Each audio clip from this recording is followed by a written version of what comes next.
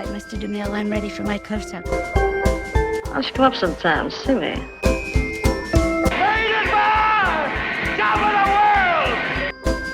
Fasten your seatbelts. It's going to be a bumpy night. The stuff that dreams are made of.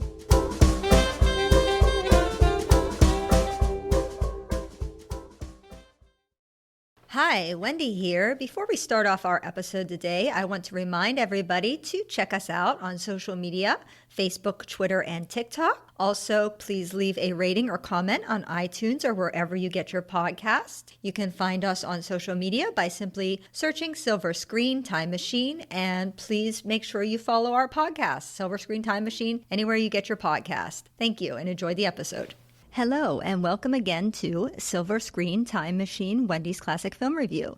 Today we have a new guest, Tony. Hello, Tony. Hi, Wendy. How are you? I'm good. Thanks for having me. Yeah, my pleasure. Welcome. And also, Tony, do you want to tell us a little bit about yourself? We mentioned it in our closing that we record the podcast at PCTV, but we've never really talked much about PCTV. I guess we did a little bit with Carl, but do you want to talk a little bit about, I know you're not with PCTV anymore, but do you want to talk about a little bit about what you're doing right now? Sure. Yeah. So as you said, I've been with PCTV. Well, I had been for the last almost 5 years. And now I work for the City Channel Pittsburgh, where it's basically just C-SPAN Pittsburgh.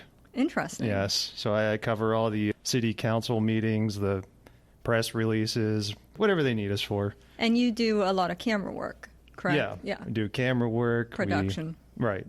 So we go out in the field, we do stuff in the studio, we do stuff in the control room, the council chambers, all that. And then here is pretty much the same thing. Work in the studio, do remote shoots. Right now we're in Studio B, which didn't get a whole lot of action until you came around. And now Studio B is just Wendy's podcast room.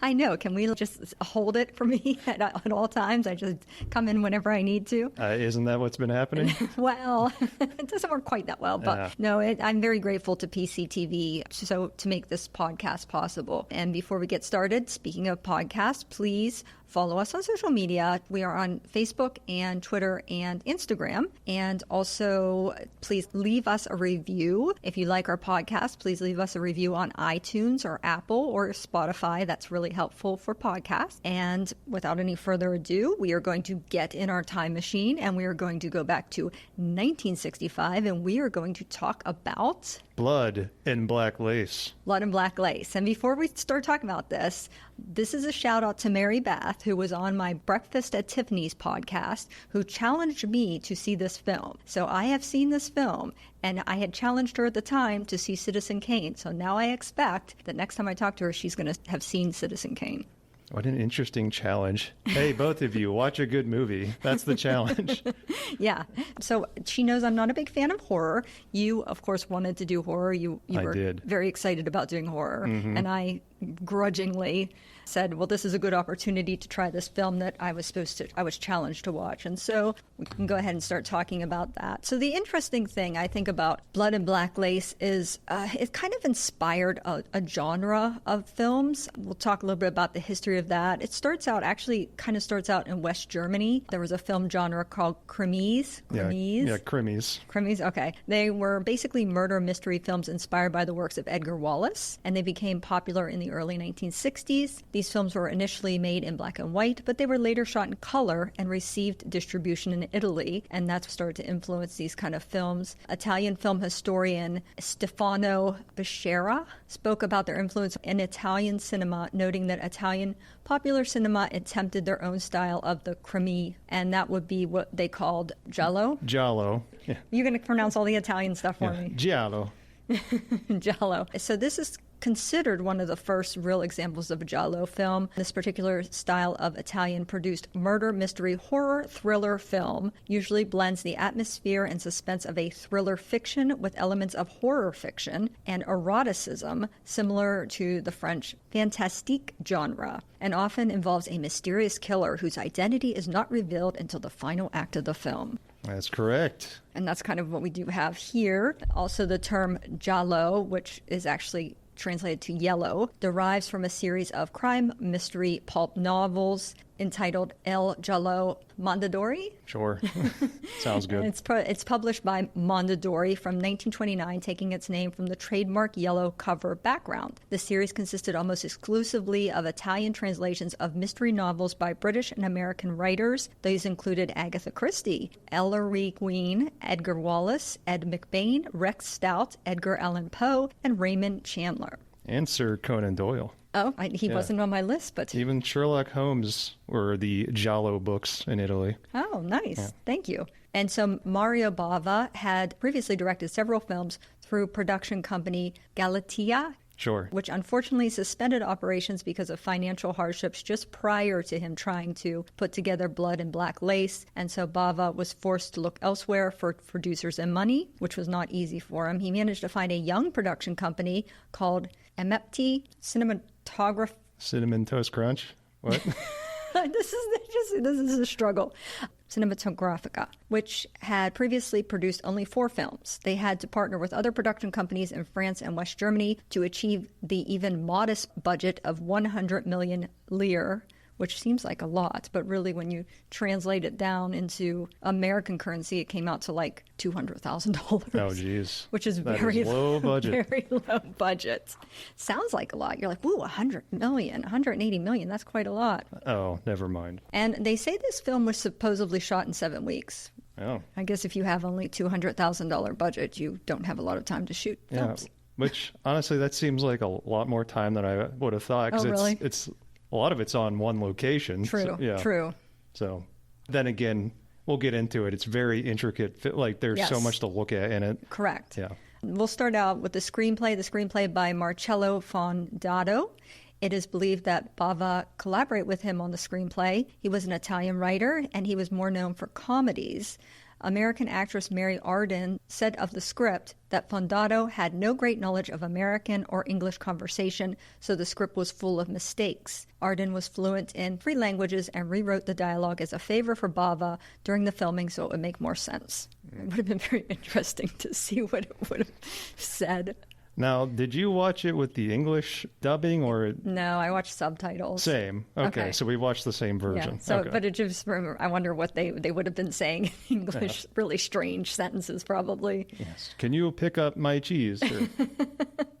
And so our director, Mario Bava. Bava was Italian. His father was an artist and cinematographer for the Italian silent film industry. Mario was also a gifted artist and hoped to be a painter, but he found that he could make little money as a painter and instead went to work with his father. He became a cinematographer in 1939, and he would work on some Rossellini films. He also had a background in special effects that he would use in his films.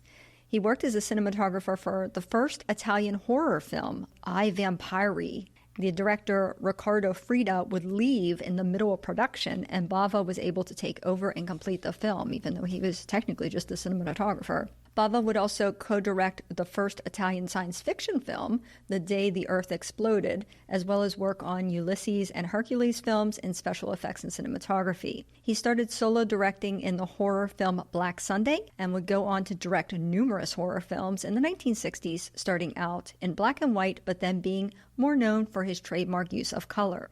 Sadly, in the 1970s, Bava would have difficulty finding distribution for his films, and he would retire. He died in 1980 of a heart attack at age 65, just days after having a physical and being pronounced by the physician to be in perfect health. Wow, that guy Whoops. sucks. Oopsies, Yeah. It's a mistake made. That was that doctor's last day. He's like, yeah, you're fine, whatever. Yeah, you seem fine. Maybe they didn't even perform any tests. You look good. Go ahead. Yeah. Open your mouth and say, whatever, get out. Cinematographer is Ubaldo Terzano. Terzano was one of the camera operators during Bava's cinematography days, and he would promote him to cinematographer when Bava became a director. Unfortunately, they had a falling out in 1964. I don't know what about. It didn't state. So that's a mystery. It is said that this production was so low budget that they mounted a camera on a toy wagon for the tracking shots, and that the crane shots were a makeshift seesaw where the crew would balance out the weight of the camera. That's pretty cool, though. I know. 'Cause I the was thinking movements to look myself, pretty good yeah, in this. you know what I was thinking to myself? Can I rig up a wagon? Yeah. This Why not? New plan.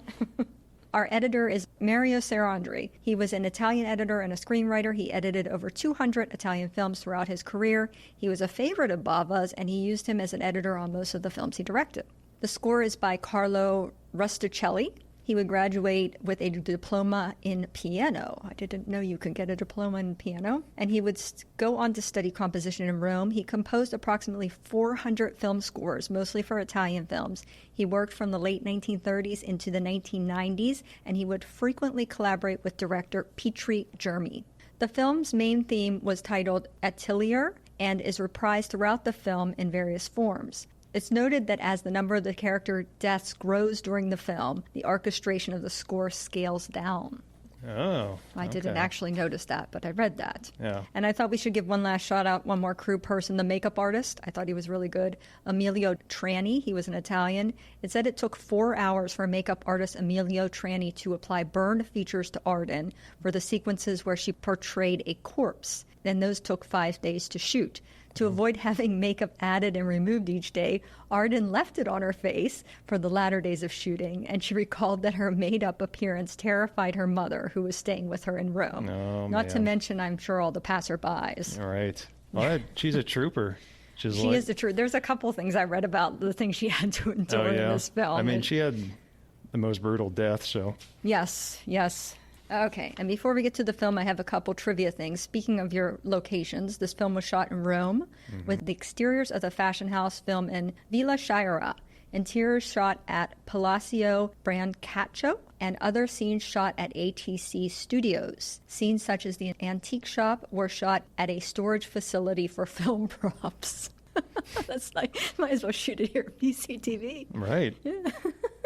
The mysterious killer look was inspired by the Mexican film El Hombre Sin Rostro, 1950. Yeah, totally. I knew that. Oh, did you? No. I was like, I was about to be impressed. This film did not do well at the box office or with critics at the time. It barely grossed more than the original investment, but at least it did gross more. It was not until the success of Dario Argento's 1970 film The Bird with the Crystal Plumage that the giallo genre started a major trend in Italian cinema. Argento's film borrows elements from Blood and Black Lace, particularly its murder scenes. Yeah, that and The Girl Who Knew Too Much, which was Bava's film right before Blood and Black Lace. He really did kind of start this genre. He just didn't really get credited for it right off the bat. Yeah. But he inspired many other people that... And that's usually what happens when you come up with something new, usually ahead of your time. Yeah. That happens to a lot of people. You didn't get the credit. Right. Because you can always point to something. It's like, well, this actually started this, but this thing down the road later got the credit for it. Exactly. So. It's always the second person that gets the credit, not the first. All right, let's start off talking about this film. We'll start right at the beginning at the credits. The score. The score, I thought... very typical, I think, horror film score. It's what I think of when I think of a horror film score. I think it's very appropriate for the film, but like I said, it is typical to me. Yeah, I mean, the only time really the score stood out to me was the beginning, like whenever they're doing the mannequin shots with the actors. Yes, it's a very, I said it's a horror music, very jazzy-like, I thought. Yeah, it's very upbeat. Yeah. It's almost like we're not even entering a horror movie. It's like we're entering a gangster movie almost. Yeah. And you have all the key players standing, like the mannequins is cool. So that whole sequence is great. That's actually the Italian version of the opening. There is a U.S. version that didn't even use the music or whatever. Yeah, not good. It's okay, but this version's way better. What it has actually, especially the actresses, you'll have the name of the actress, and there will be a female-looking mannequin, and the actress will be sitting next to them. They also all have flowers. I don't know if you noticed that. Oh no. Yeah, they all have flowers, and then for the men are there, but they're standing next to the sort of different kind of mannequin. It's like a frame, almost like just a frame of a mannequin. The ones that look like ghostly. Yes, and they don't have flowers, of course. Yeah, you don't have the men flower. But the credits are very cool, and it's very color saturated as well. The credits are really beautiful. And then once the credits are over, the first thing you see is this sign, this Christian haute couture sign, and it's sort of squeaking in the wind. There's a storm, there's this wind, and it breaks. That's the first thing you see. And then after that, this lady comes out. Now, the beginning of this film is very confusing because you get introduced to a bazillion people all at once, and they don't tell you who anybody is, and it's super confusing. It does become clear, a little clearer later on. Not very much clearer. Right. I mean, I have two trains of thought about that. You do eventually, like you said, you figure it out who everybody is. And I'm fine with that because what you don't get is just an anvil of exposition right on top of you. Oh, yes, I'm the lady who owns this and runs the fashion show. It's like... Yeah, you're just guessing. No one genuinely would say that to her. Like, yes, madam, you're the lady who runs the fashion show here, you know. No. And dialogue like that always kind of bugs me sometimes, which there is some of that in this movie, but I mean, that's a lot of movies. So I'm okay with them. We're just kind of thrown in this world of, okay, we're in a big house. It seems like there's a show happening. Who owns this? Who runs it? What? Who are these girls? Yeah, who are these people? What are their names? But it all becomes clear eventually. Yeah. So anyhow, this lady comes out. We find out her name is actually Nicole. They don't say so in the beginning, but her name is Nicole. She's played by Ariana Gorini. She comes out of the building to meet this man. We find out his name is Franco. He's played by Dante DePaulo. Dante DePaulo, I have some information on, actually. Dante DePaulo, he was an American actor. He began dancing as a child and was known as a skilled dancer. He worked with Bing Crosby and Judy Garland as well as on Broadway. He's actually known for Seven Brides for Seven Brothers, and he was married to Rosemary Clooney. Not a dancing type role here. No dancing. He's asking Nicole for something. We don't know what it is, but you get the impression that it seems to be some sort of a drug, you suspect. Right. Is this the guy that touches neck? No, not that guy yet. No. Which one was Franco? See, it's very confusing. Franco is the guy that he has the drug addiction, and he's involved with Isabel. He's actually...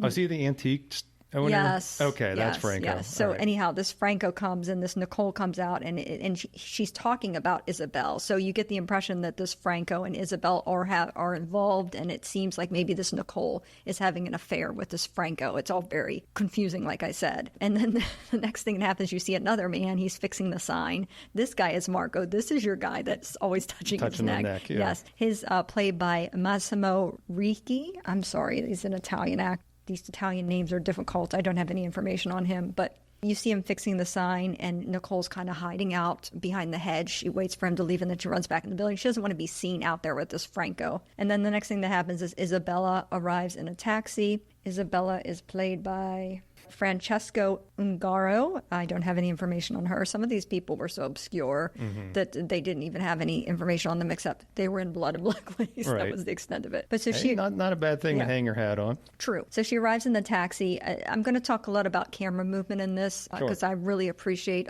they had a lot of really beautiful camera. The camera work in this is excellent. Yeah. There's a pan down from the building to the ground that I really like. There's the scary music right now, so you know that something suspicious is coming up. I love the shot of this long lane she's in with trees on the side. She's walking down this long sort of path, I guess. It's shot really beautifully with the long shot down the path. And she's coming forward. She's wearing red. I think it's significant as well. And then you have this beautiful mist in the background as well. It's really a pretty scene. Yeah. It's a beautifully done scene. Bava, he really likes to catch your eye with pretty much everything on the frame. And he does. Yeah. That's the beauty of this movie is the cinematography. Yeah. But then as she's coming through this little path, there's sort of lights on the side, and then the lights just suddenly go out. And then you get this very dramatic music, and you get something's going to happen. You see this man with his stocking over his face, and you're like, oh no, that's not good. Yeah, usually that's not good. Yeah. And it's really windy. The wind picks up. You hear the stuff like the wind. Isabella starts running down the path. She's getting frightened herself because she hears a noise. She thinks somebody's there, and then you see this man attacks her. He strangles her. He drags her away. This scene is very dark. It's not very easy to see the attack, but you get the sense of what's going on without graphically showing. I think I was actually surprised, to be honest. I thought this film would be more gory. Right. It's violent, but not gory. It's violent. You know the violence is happening. You kind of see the violence, but it's not graphically thrown in your face. Right. Well, wait till Dario Argento starts making his giallos. That's where the gore comes in. Okay. Same with Lucio Fulci. I'm happy with this one. Yeah. This one was okay because I wasn't really worried it was going to be quite gory, and it wasn't bad at all. And then I love this little at the end of when he's done attacking her, they pan to the statue of the angels. I thought that was a really cool thing to end the scene on. Yeah. I really like that a lot. And then immediately you go inside. Now there's another woman that you don't know. Right. We find out she's the Countess Christiana, and she is played by Eva Bartok. Actually, Eva Bartok is an interesting lady. So Eva Bartok, she was born in Hungary to a Jewish father and a Catholic mother. She would perform in school plays as a child. When World War II broke out, she and her mother would move with some relatives away from Budapest while her father remained there. He would visit them every Sunday until one day he never showed up and no one ever saw or heard of him again. Oh. He just basically vanished. I imagine.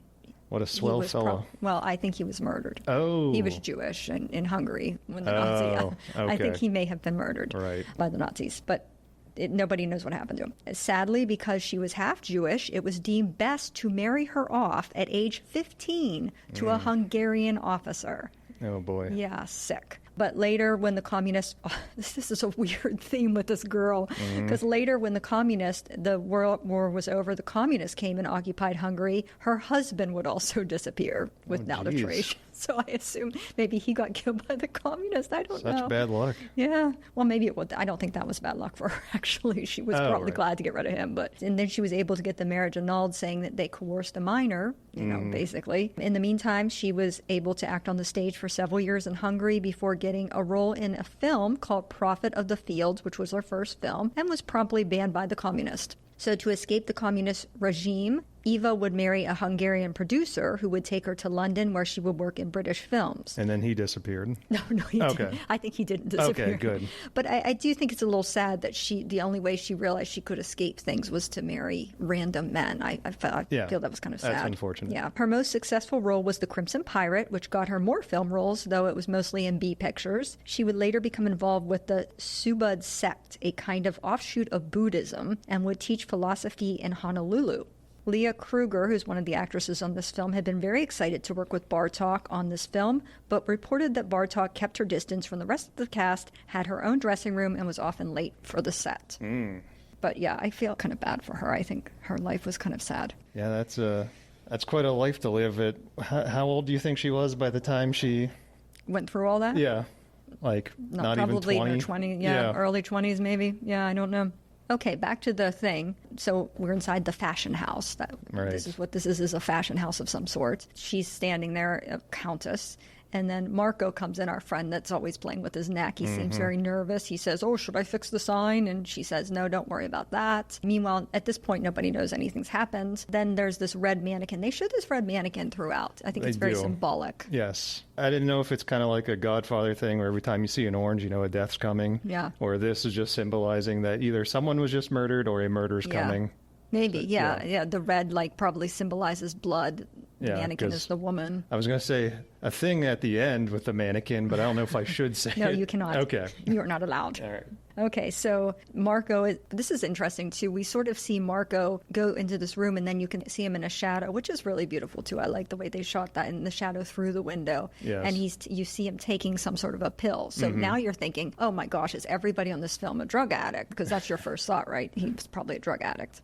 And then you shoot back to Christiana. There's a lot of cross-cutting in this film. You go from part to part, little scene to little scene. Christiana comes back in and she's complaining that Isabella is late. And this is nice. Maybe this is when they had their little wagon, but she's walking through the house and the camera is tracking her when she's walking. Yeah. Really, really beautiful. I love that. I really love that. Especially since they have these little stalls. And she's walking on the one side of the stall and the camera's following her on the other side of the stall. And you're seeing what the girls in the foreground are doing. Yes, it's really, really cool, especially with the low budget. What a good job.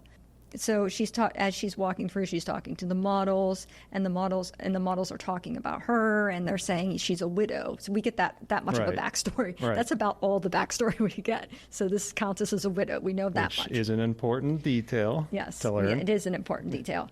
And then the countess comes in, she's opening this cabinet, and who's in there but Isabella's dead body. Oh my God. Yeah, scary. And of course, I didn't write that there was music, but I'm sure there's some dramatic music there. Actually, just to jump back a little bit, whenever I said there's two things I really liked about the score, one was that jazzy opening. Yeah. Second is absence of music during murder scenes. So I love when movies do that, because I don't need ramped music to tell me this is terrifying or this is a bad thing or whatever. I love whenever they just let the natural sounds of the scene play out. You hear the screaming, you hear the choking, you hear the rustling, you hear the whatever, the gas. To me, that's way more effective audio-wise in a movie. Yeah, I agree. Yeah. He knows when to not use the music, which I think is a very expertly technique thing to do in movies. So take note, everybody. Yeah. You don't need to use music all the time, Christopher Nolan. All right. Yeah. Anyhow, poor Isabella's loaded into the ambulance. Why? Why not into the morgue? Why is she going in an ambulance? She's clearly dead. I don't know. Thought that was strange. Maybe that's how they transported. They're just going to give it the college try. They just transported dead bodies that way, I guess. Maybe it's an Italian thing. Yeah, perhaps. I don't know. And then you see these two men. One of them is Inspector. He's the inspector. He's played by Thomas Rayner. Thomas Rayner, Inspector Silvestri. He is a German actor. He was mostly experienced in television and voice dubbing when he came to work on this film. And they said he would walk Bava's Basset Hound when he was not on set. And he liked the Basset Hound so much that he wound up getting himself a Basset Hound when he returned to Germany. Basset Hounds are cute. Oh, my God. Basset Hounds are the best. So the inspector, that's him, Thomas Rayner, he's asking questions to this other man who we found out is Massimo, and he is played by Cameron Mitchell. So Cameron Mitchell is our legit actor in this film, our box office legitimate. At this point in his career, he's considered he's a box office sought after actor. Eventually gets to a point where he's just doing a bunch of B-movie exploitation films, but that's where I mainly know him from, and I love him. He's great. Yeah, Cameron Mitchell, he actually grew up in Shrewsbury, Pennsylvania. Oh. He was said to have a thick Pennsylvania Dutch accent that he had to get rid of. Yeah. He would begin his career on Broadway in 1940s. He served as a bombardier in the Air Force in World War II, so he was dropping bombs on people. After returning from the war, he would get his start in film at MGM and then with 20th Century Fox. He would appear in numerous films in the 1950s and then would begin working with Mario Bava in the 1960s. And Mitchell would say that Mario Bava was his favorite person on the planet. Oh, wow. Yeah, he really liked him. He would also work on television and is often best known for his role as Buck Cannon in The High Chaparral. In the what? High Chaparral? I haven't seen that one.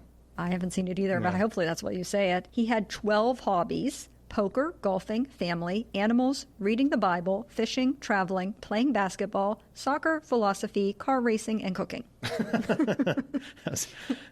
He's like the Renaissance man. See, I was going to throw in there, and alcohol, but you got it with cocaine. He didn't say that as one of his hobbies. Oh.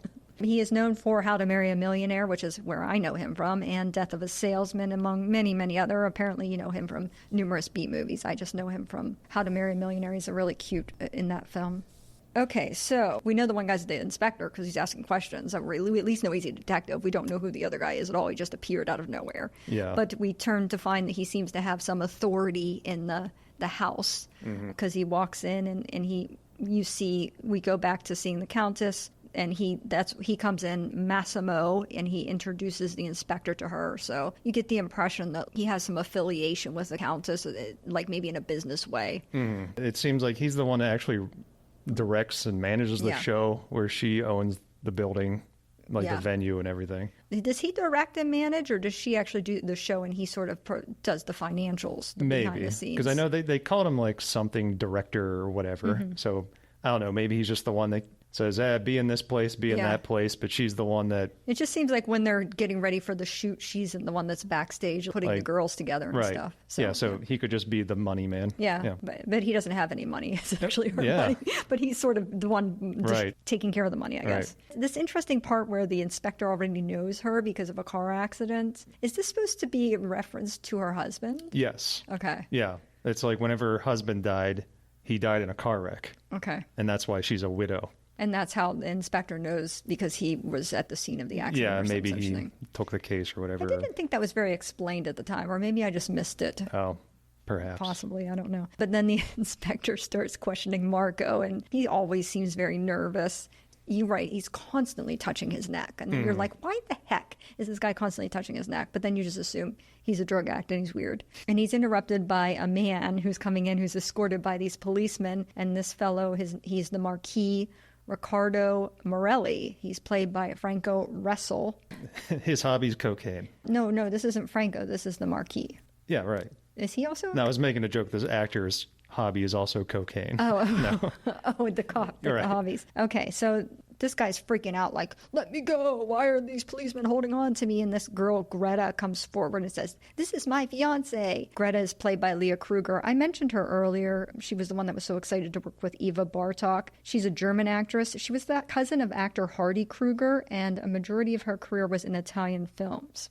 So she says, that's my fiance. And then this man starts laughing, this other man, and he says, well, she lives with me, because apparently that's her husband. Or something. Right. It's all very confusing. Yeah. But the man that was laughing, was his name in the film is Caesar. He's played by Luciano Pigossi. It sounds convoluted because it is convoluted, but this is what's happening. And the inspector starts asking them all about Isabella. And then we see this lady crying. This is Peggy.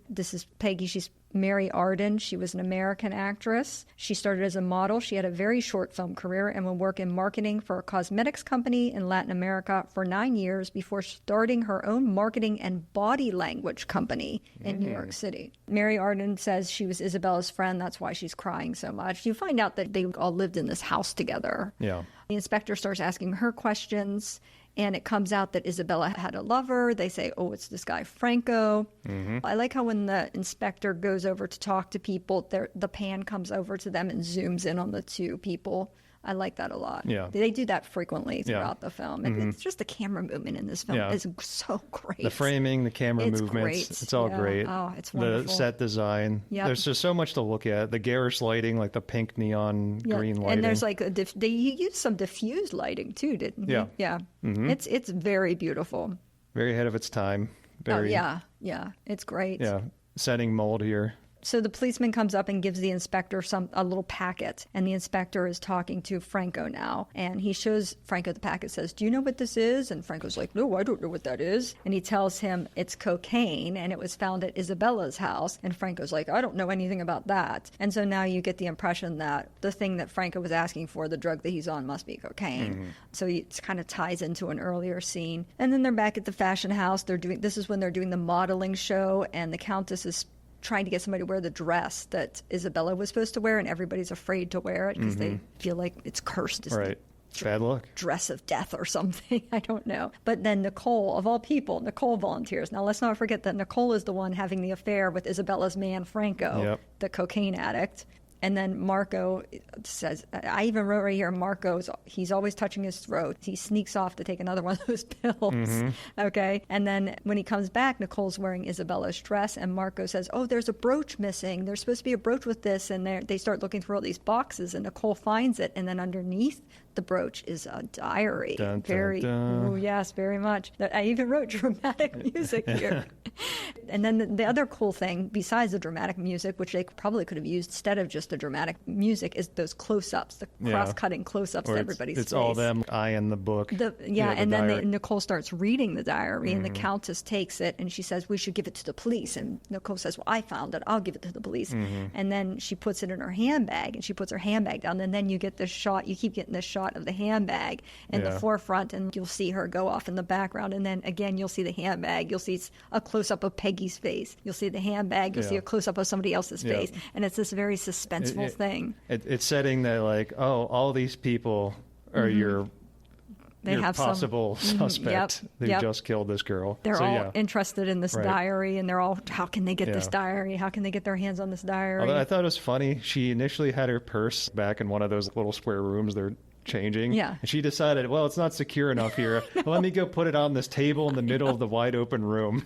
I know. Which I know why they did it, because Bava wanted to shoot the shot. shoot those shots. But it was just kind of silly. Yeah, it was it was quite silly. Especially since she kind of abandons it after that. She just walks away. She's like, oh, this is very important to me. Anyway, here it is, everyone. But you couldn't get the shots if she hadn't done it. So anyhow, and then she even finishes doing her walk thing and comes back and again just walks away without the handbag. So she's more concerned about going to the phone and calling this Franco. And she tells Franco she's found the diary. And then I saw a shadow in the background when she was talking on the phone. I thought that was somebody there, but then they never actually materialized. So I didn't know if I was just seeing things or... Okay. Yeah, I'm not sure. But yeah, but Franco seems to be suffering from drug withdrawal. He says, we can look at the diary together, but come, I need help. I need something. You know, he's very desperate, this Franco. And then there's another shot with, like I said, the models in the stalls when the Countess is walking through. And Nicole gets called to the phone. It's Franco. He says he can't come over. Nicole should come to him. And she says she'll come right away. And she asks Peggy for her car, and Peggy gets the keys from her purse. And Nicole still has that handbag on the table. Through all this, that handbag is still sitting on the table. And then you see this dress rack go by, and then the purse is gone. Gone. Then dramatic music again. Oh my God. Something's happening. So Nicole arrives at this house, which I guess this is the antique shop. This actually, the prop. Maybe that's why there's a suit of armor there. Right.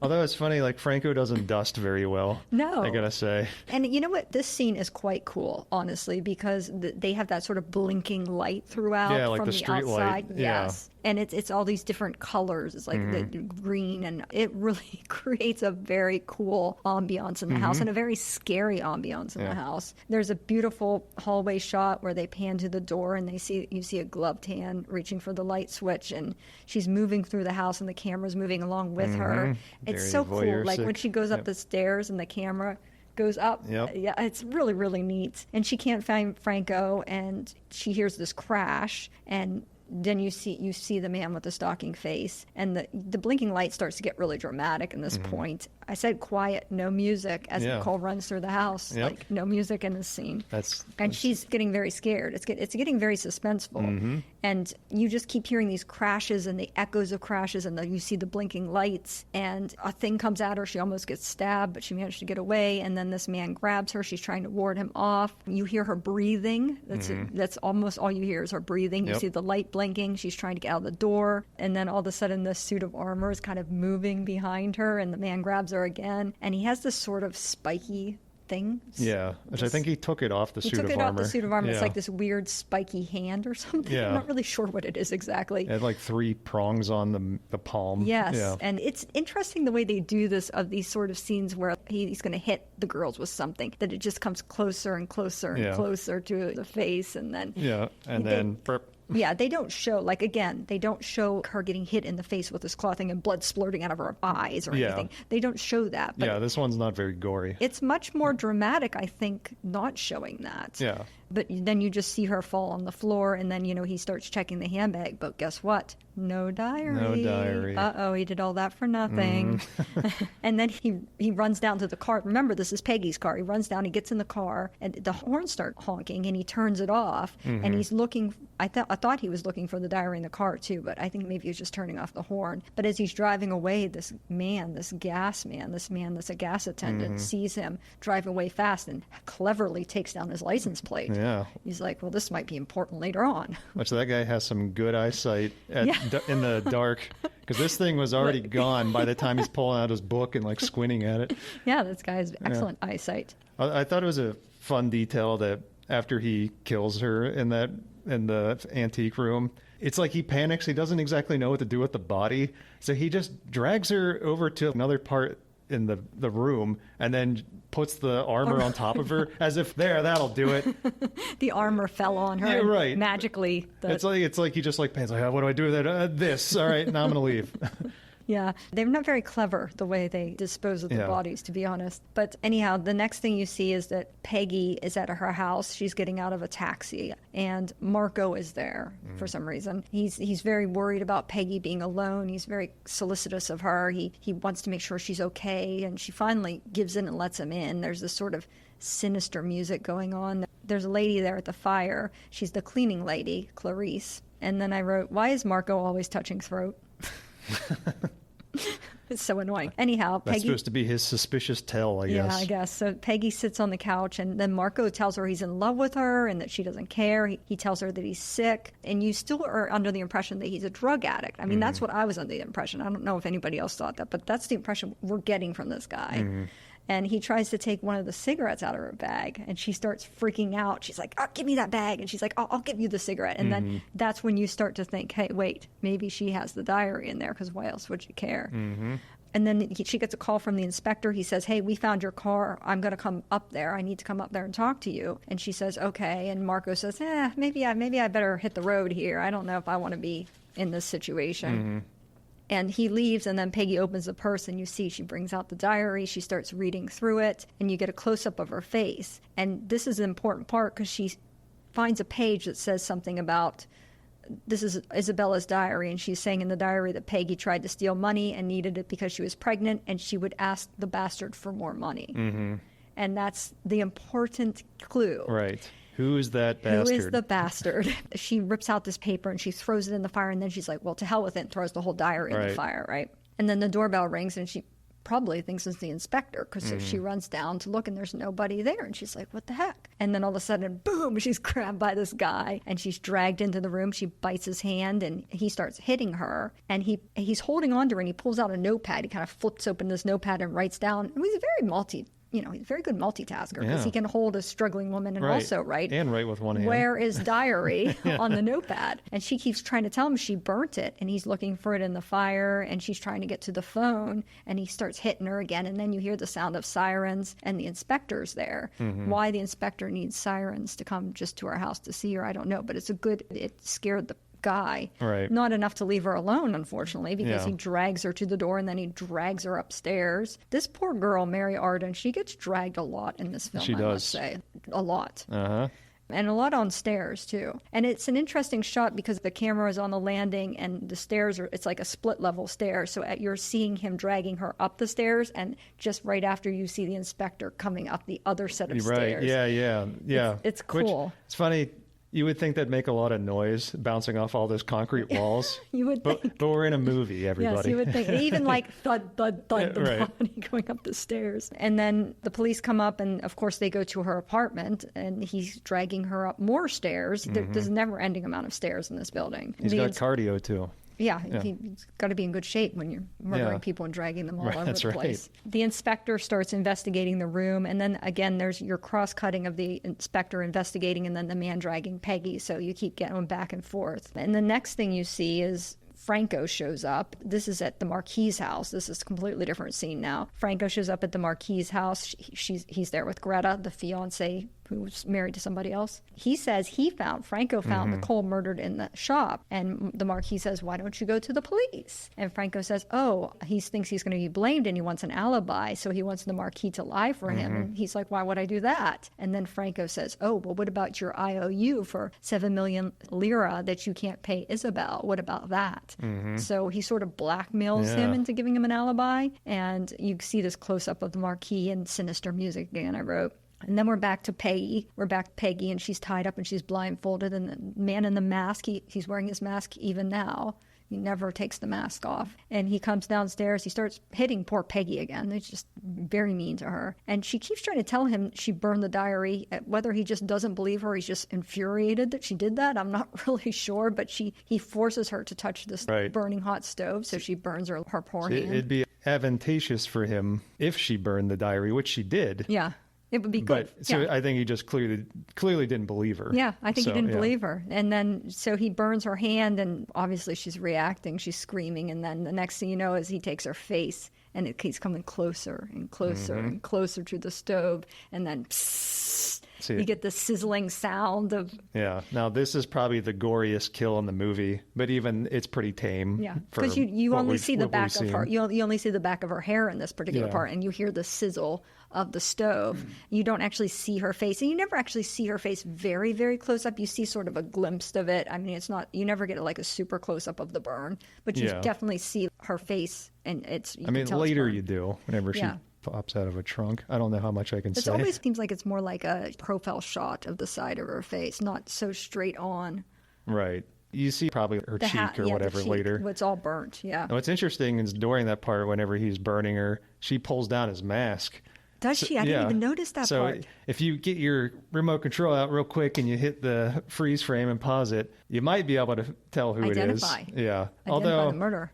I mean, obviously, back in 1964, no one had the technology to pause the movie, whereas today we do. So I don't think he was really thinking about that at the time. Right. But and he only had $200,000 to make a movie with. He couldn't be bothered with these little details. So the next thing it comes to is the inspector is now questioning Franco. He wants to know, how did Nicole get into the house? And then it's cut to Nicole under the suit of armor, like you said.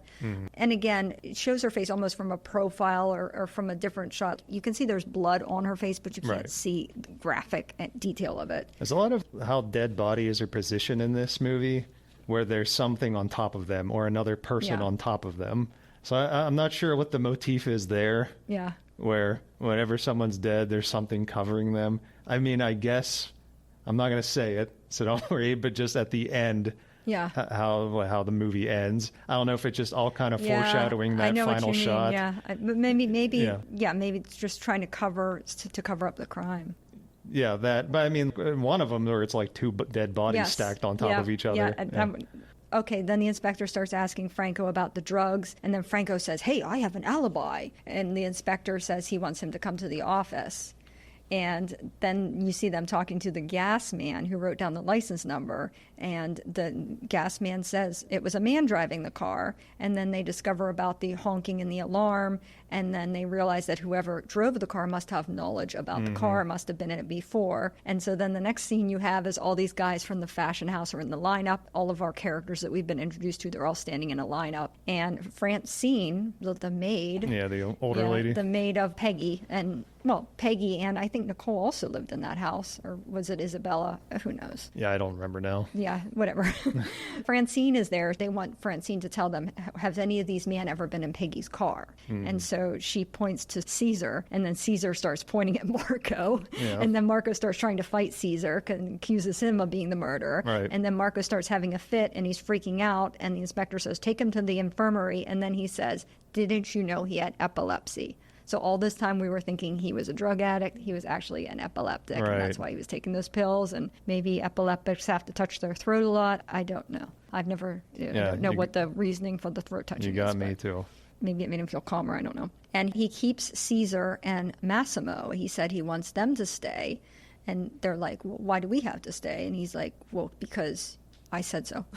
Right. And then Franco and Marquis said, oh, well, how about we go? And he says, nope, you're not going either. You're staying here. And they said, hey, we have alibis. We were together. And then the inspector says something about, yeah, that alibi might work for your first murder, but the second murder was after this point in Right, time. yeah, So your alibi is now no good. Right, the times they gave them didn't. It doesn't work for the Yeah, it second. doesn't clear them. Yeah, Yeah. the Nicole murder.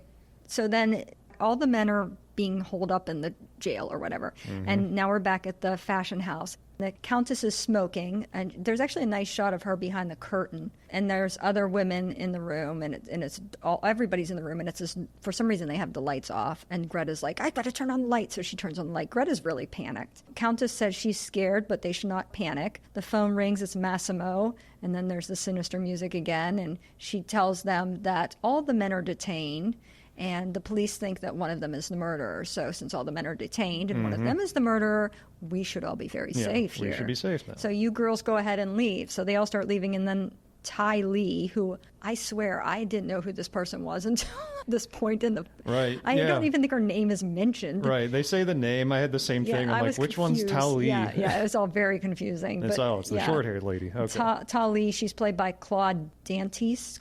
Anyhow, Greta's very scared. She wants to go with Tali. She's like, I don't want to be all on my own. I want to come with you. And Tali's basically suck it up. yeah, she's like, no, there's no danger. The men have been detained. Yeah. I'm just going back to my house. But Greta continues to be really scared. She doesn't want to go home by herself. And the Countess says, go ahead. You go ahead home by yourself. And Tali goes outside. She gets in her car. She drives away. Greta comes out and she gets in her car, and she's very scared. She tries to drive away, and she backs into something while she's trying to drive away because she's all panicked. Yeah.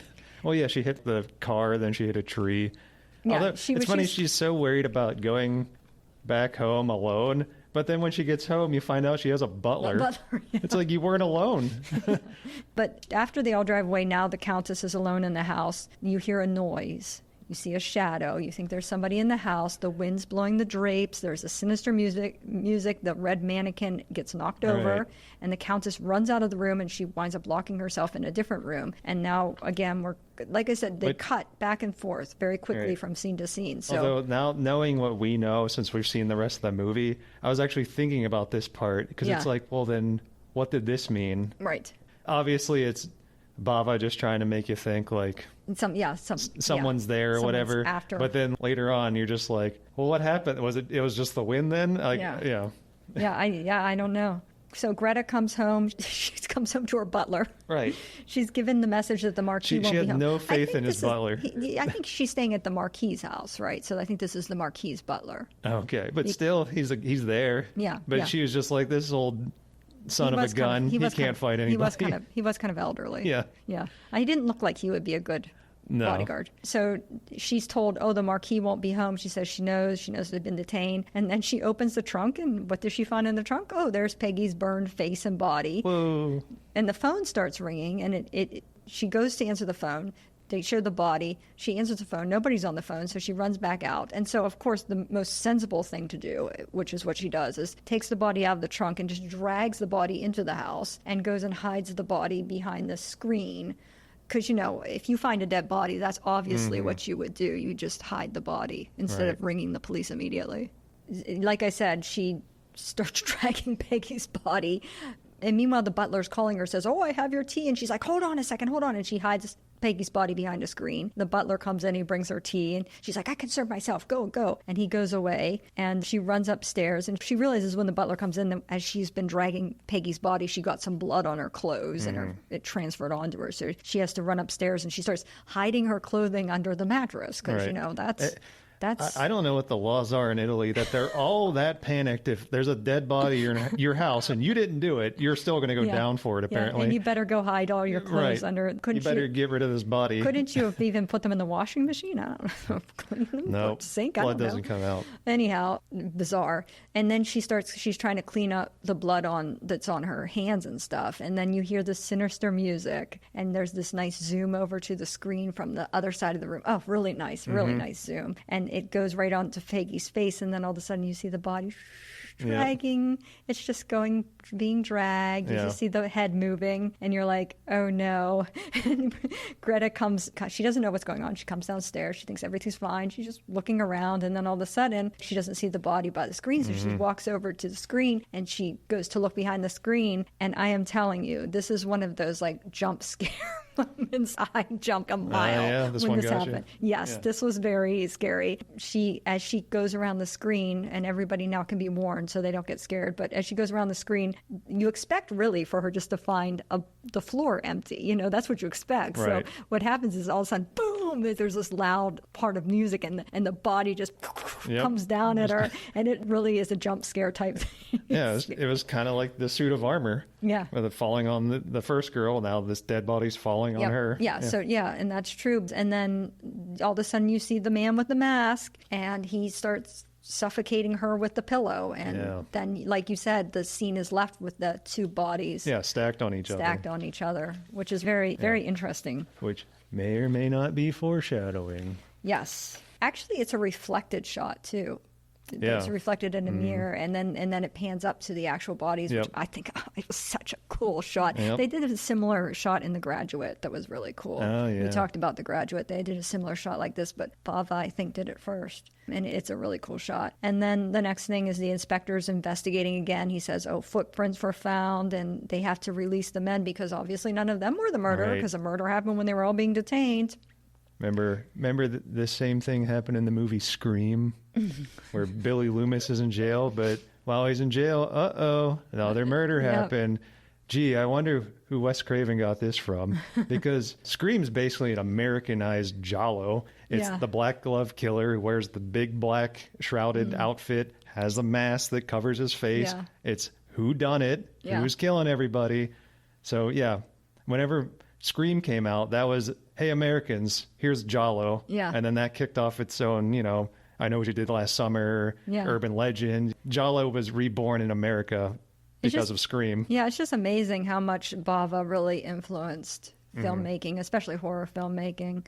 And then the next thing that happens is Tali is in the house. She's listening at the door. Massimo, this is back at the fashion house, why she came back there, I guess. I'm not really sure. These people go from place to place without we don't really know what happened, but she's listening at the door, and Massimo is in the office, and Tali enters, and she tells him she's going to take a holiday. She's like, I'm going to leave. Yeah, and had enough of this. And he asks her, do you still live in the Countess's house? And she says, yes. And Massimo says, he misses visiting the Count when he was alive. Mm-hmm. And Tali's like, well, I'm going to Paris for a couple weeks. I'm gone. I'll see ya. And then that's all we can probably say. That's where we're stopping short. I think that's where we have to stop, because the next scene is sort of reveals a lot of stuff, so we can't ruin it. But yeah, I really expected more gore, slasher, erotica stuff based on what I read, and I thought it was actually not as bad for all that stuff as I had expected. I really was almost fearful to watch it.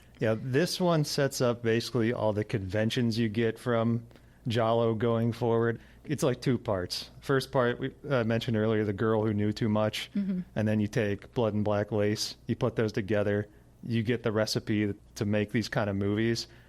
But whenever Dario Argento came around, that's when we start ramping up more of like the sexualized nature of it, and then others did as well, especially if Lucio Fulci. Probably the sleaziest Giallo I ever saw was Fulci's The New York Ripper. I'll suggest you never watch it because you will. Don't worry, I probably you will not get through it.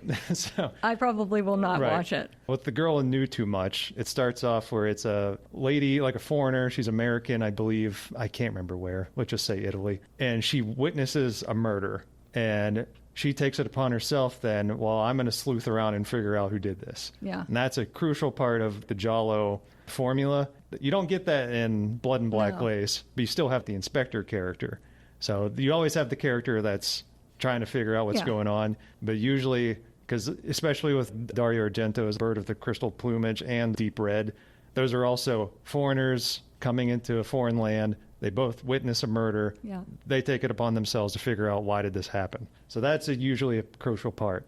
Another one, obviously, the Black Glove Killer, black hat, black trench coat. In this one, our killer looks like Darkman. I don't know if you've ever seen Darkman, Liam Neeson, Sam Raimi movie. I haven't. Or I'm sure you've seen Invisible Man. Oh, yes, I have. Claude Rains. Yes. And then, I don't know. Have you ever seen Dick Tracy? Yes. Yeah, the character No Face, I think it was, looked very similar to our killer here in Blood and Black Lace. All of these Giallo movies there's always the shot of a black hand coming into frame and doing something. That is a staple of this entire genre. But this is what this started with, Bava. I mean, he started these things. People copied him. Right. Yeah, absolutely. You brought it up earlier at the beginning of this. You were talking about like the German films, like the Krimis. Kind of started there, but even before then, the books, the yellow bound books, the Giallo, those were all murder mystery, who done it, usually supernatural, some horror, ghost, whatever. It all falls under that category. And then the Krimis, they also have the murder mystery kind of thing. So that's all exists. It's kind of like zombies have always existed. It wasn't until George Romero made what we know as a zombie is today. Yeah. Bava did the same thing with this kind of genre where, no, it's a guy wearing black gloves, black outfit, black hat, shrouded face, going around killing people one by one by one. You get the high body count. I mean, there is some sexualized nature in this because that very first kill, what's her name? Isabella. Yeah. When she gets killed and he's dragging her, like her skirt comes up. Yeah. And back then, that was, whoa. Well, yeah, and a lot of times their shirts ripped, their bras are showing. And even the one scene in the bathtub, you can actually see her nipple. Right, yeah, because she's just wearing like a white brassiere. Yeah. Yep. And even the girl that was so scared to go home, her shirt gets ripped Greta. off, doesn't it? All the women's shirts get ripped. You get the little toe in the water of that, but trust me, it ramps up later on in this genre come the 70s. I was happy to see this film. I think, I'll probably stick there, but we do a ranking system here at Silver Screen Time Machine. Sure. It is 1 to 5. You do not have to do a whole number. You can do whatever. What would you rank Blood and Black Lace? I like this movie a lot. I think it's very good. I think it's way ahead of its time in the way it looks and everything. And even with Giallos and a lot of Italian films, particularly, especially the horror stuff, they shoot stuff more visually than they do for the sake of, does the story make sense? Because they don't even care. They're just like, does this sequence look cool? Then who cares why A happened, then B happened, then C happened? What this movie does, the entire story is very tight and makes sense. And that's one thing I really like about this one, is that everything that happens for a reason, and it all comes together satisfyingly. Yeah. It's not just like, oh, why is the killer killing everybody? Well, he's just crazy. He's just madman crazy guy. And it's like, that's boring. I don't like that. And a lot of times with these movies, they'll even, sorry, I'm going on this long tangent. I'm explaining why I like the movie. But a lot of the times they'll wait until the very last minute of the film. And I'm talking like the last minute to be like, and this is why he does it. Yeah. This one, it lets the cat out of the bag. It probably did. Like second, going in the third it was like act. 20. Yeah, there was like 20 minutes left of the film when it.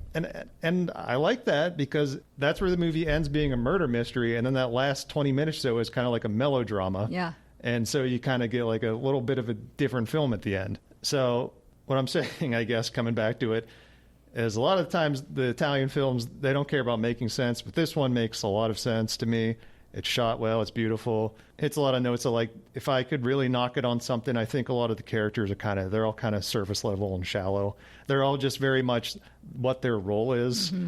They could have fleshed that out more, made their dialogue maybe a little more punchy or whatever. So in my heart of hearts, I think just because it's also such a movie that really broke the mold and set a lot of standards going forward, I would give it a 4 out of 5. But maybe a 3.5, maybe a 3.75. Yeah. But in that area, which I think that's a good rating. Yeah. No, yeah. I will give it a 3.5, and I am not a fan of horror films. I do not like them. Mm-hmm. I agree with you that the characters you get no knowledge of what the characters. There's no backstory of any of them. There's no character development whatsoever, really. The actors, a lot of them are just, I mean, you don't have these fantastic acting performances here. I mean, they're good. They do what they need to do, but you don't have some high-end acting performance here. Right. The thing that is the greatness of this film to me, besides the fact that it set off a whole genre of films, is the camera work, the cinematography. Mm-hmm. That is what makes this film great and beautiful. The direction of Mario Bava. I mean, I just think that it is phenomenal to look at. This is a visually beautiful, beautiful film. Mm. If you like camera work, if you like to watch different kind of camera work, angles, pans, zooms, this is so beautifully done. There's if you so like many Hitchcock, shots. You'll love the way this movie looks. There's so many beautiful shots that they have in there that just, it's great. It's visually great. I might give it a 3.75, actually. Yeah. I get it close to a 4 because really, I just can't get over how beautiful this film is. Yeah, it truly is. That neon lighting, like the green and the pink or whatever, that comes up a lot in like Argento's films. So even that was groundbreaking enough for everybody to be like, well, we're all going to do this too. So a lot of people saw what Bava did, particularly with this movie, and they said, well, I'm going to make movies this way too. So well, you can see why they'd want to. But another thing, I suppose, is, and the problem is that I have only seen this film now one time, but I think if I went back and really started to study it, there's probably a huge amount of symbolism in the film that I did not catch on first pass. Yeah. This is the sort of film that you don't catch that on first pass because you're trying to figure out what's going on most of the time. Right. But I think you want to see this film again because you will want to start looking deeper into the film as to what, like you said, what is Bava trying to say in all these things. And you can probably catch foreshadowing that you wouldn't have caught the first time. You can probably catch little symbolisms. This means this, the red mannequin, what is that? There's a lot of stuff, like these statues, the angels. There's all sorts of these different props in there, and they're not put there just, like you said, to throw stuff in. He puts everything in there. Think about the angels in the beginning, the statues, the suit of armor, the mannequins. There are all these sort of human-like props. Right. So I think there's something to that. Even with the opening credits sequence, he's using all the characters as a mannequin. Mm-hmm. Yeah. Yeah, there's something to that. Yeah. There's a shot, don't worry, I won't give anything away, towards the end where we're kind of, it's like a voyeuristic shot. We're falling through like a point of the view into that wide open room, and the camera seems to hit that one mannequin out of the way. It's one of those ghostly looking ones. Yeah. Then you pass the red one, and then you look at a certain somebody through like this very narrow doorway, which that's a great shot. Mm. And in your mind, you think, okay, we're seeing through this one character's perspective. Turns out you're not. So I kind of look at that. I'm like, well, what's he doing here then? Yeah. You know, why are we coming into the shot this way, and why is it hitting over this mannequin? Yep. So there's a lot to like chew on about this film. It's like, well, what's he saying here? And just another example to bring up. You mentioned earlier the swinging red sign. Mm-hmm. Like, red sign, swinging, teetering. Yep. How's the movie end? We don't have to say the ending, but what's at the end? Swinging, and it's also the same color. Yep. Yeah. So I think there's like a bookending thing where we see that same kind of thing, and then we see it at the end. I know, and I love that. Yeah. I love David Lean does that all the time. I love that sort of thing. Yeah. But we probably have to wrap up because I think we're going a little bit long here. And I just want to encourage, if you don't like horror films like me, and Mary Beth, thank you for your recommendation. I do think if you like artistic films, but you don't necessarily like horror films, I think you will like this film. And like I said, it's not too slashery. And if you like horror films, you will like this film. So this is a sort of film that most people can like. Yeah, there's a broader appeal because there's a lot of suspense and mystery to this, and it doesn't hang mostly on the gore and the murders. Yeah, you're not just themselves. like people just constantly just being killed for just, right. like you said, no reason. Yeah, there's motivation, but for every single kill, and it all makes sense come reveal and everything. Yeah. A very tight script. Yep. All right. Well, I want to thank you, Tony, for being our thank guest you. today. Thanks for thank you having so me. much. I'm happy to talk about this film with you. And for Silver Screen Time Machine, Wendy's Classic Film Review, this is Wendy saying goodbye. Bye, everybody. Thank you for listening to our podcast today. Please don't forget to follow us on Facebook, Twitter, and TikTok. And please leave us a comment or a review on iTunes, Spotify, or wherever you get your podcast. Intro and outro music composed by Heidi Engel. Artwork by Tyler Birch. Produced and edited by Wendy Whittick. Recorded at PCTV Studios, Pittsburgh, PA. See you next time.